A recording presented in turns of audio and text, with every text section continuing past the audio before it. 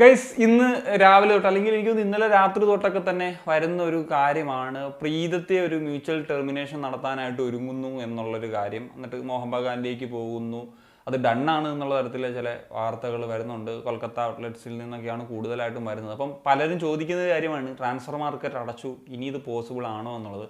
So mutual termination നടത്തി free agent ആയി കഴിഞ്ഞാൽ അങ്ങനത്തെ ഒരു മൂവിന് തീർച്ചയായിട്ടും സാധ്യതയുണ്ട് എന്നുള്ളതാണ് ഏറ്റവും പ്രധാനപ്പെട്ട കാര്യം. പിന്നെ ഇന്ന് വന്നിട്ടുള്ളൊരു കാര്യമാണ് മാർക്കസിൻ്റെ സൈഡിൽ നിന്ന്, അതായത് ISL പ്ലെയർ രജിസ്ട്രേഷൻ നടത്തേണ്ട ഒരു അവസാനത്തെ ദിവസം ഇന്നാണ് എന്നുള്ളത്. അപ്പം ഇന്ന് നടക്കേണ്ട കാര്യങ്ങളൊക്കെ സംഭവിച്ചിരിക്കും. അതിനുശേഷം പിന്നീട് മാറ്റങ്ങളൊന്നും തന്നെ ഉണ്ടാകില്ല എന്നുള്ളതാണ് മനസ്സിലാക്കേണ്ടത്. അപ്പം ഒരു ഫൈനൽ ഡേയ്സിൽ ഇന്നും നമുക്കിനി പല കാര്യങ്ങളിലും ട്വിസ്റ്റുകളും അല്ലാത്തതും ഒക്കെ പ്രതീക്ഷിക്കാം പറയേണ്ടത്. പിന്നെ ഇതിൽ മറ്റൊരു കാര്യം എന്ന് വെച്ച് കഴിഞ്ഞാൽ, ഈ ഒരു സാഹചര്യത്തിൽ ഒരു മ്യൂച്വൽ ടെർമിനേഷൻ നടത്തിയിട്ട് ഒരു രൂപ പോലും ട്രാൻസ്ഫർ ഫീ ഒന്നും കിട്ടാണ്ട് ഈ ഒരു താരത്തെ കൊടുത്തുകൊണ്ട് ബ്ലാസ്റ്റേഴ്സിന് എന്താണ് നേട്ടം എന്നുള്ളതായിരിക്കും ചിന്തിക്കുക. പക്ഷേ ഇവിടെ വരുന്ന മറ്റൊരു വാർത്ത എന്ന് വെച്ച് കഴിഞ്ഞാൽ, ദീപക് ടാങ്കരി എന്ന് പറയുന്ന താരത്തെ മോഹൻ ബഗാനും ഫ്രീ ഏജൻ്റായിട്ട് വിടും, അതായത് ടെർമിനേഷൻ നടത്തിയിട്ട് വിടും.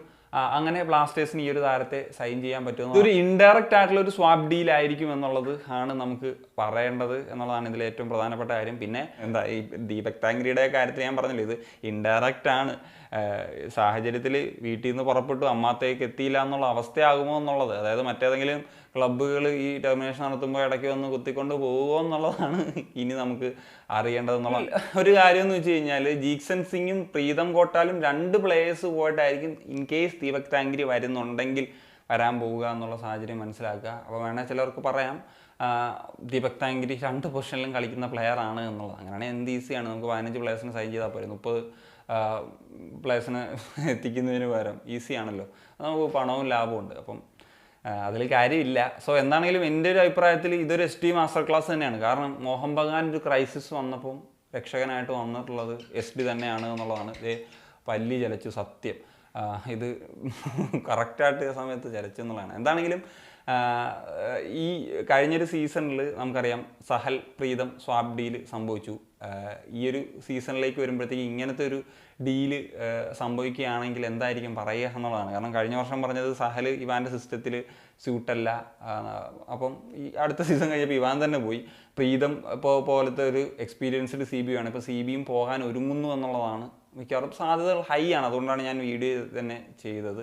സോ ഇപ്പം ദീപക് വന്നതെന്ന് തന്നെ ഇരിക്കട്ടെ, അടുത്ത സീസണിൽ ദീപക് ഇതേപോലത്തെ പോകില്ല എന്നുള്ള എന്തുറപ്പാണ് നമുക്ക് പറയാനുള്ളത്. പൊതുവിൽ PR ടീംസൊക്കെ അടിച്ചിറക്കാൻ പോകുന്നൊരു സാധനമായിരിക്കും. അതായത് പുള്ളിക്കാരൻ ഇവിടെ നിൽക്കാൻ എല്ലാവരും താല്പര്യം, ആ ക്ലബ്ബിൽ കളിക്കാനായിരുന്നു. ബ്ലാസ്റ്റേഴ്സ് പരമാവധി കാര്യങ്ങളൊക്കെ ശ്രമിച്ചു, അല്ലെങ്കിൽ അവർക്ക് ആ ഒരു ക്ലബിനോട് അത്രത്തോളം ഇഷ്ടമുണ്ട്, അതുകൊണ്ടാണ് പോയെന്നൊക്കെ പറഞ്ഞുള്ള ടീംസ് ഇറങ്ങും.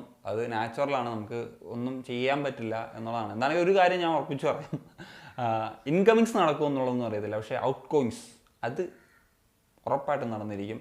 എന്താണൊക്കെ സംഭവിക്കാൻ പോകുന്നത് എന്തോ, എന്താണെങ്കിലും അത് കാത്തിരുന്ന് കാണാം. മണിക്കൂറുകൾക്കുള്ളിൽ തന്നെ നമ്മുടെ ഫൈനൽ സ്ക്വാഡിൻ്റെ കാര്യത്തിൽ തീരുമാനമാവില്ല, അപ്പം ഒരു ക്ലാരിറ്റി കിട്ടും, അത്രേ പറയാനുള്ളൂ. സോ പോസിറ്റീവായിട്ടുള്ള കാര്യങ്ങൾ സംഭവിക്കട്ടെ, അതാണ് നമ്മുടെയൊക്കെ പ്രതീക്ഷ.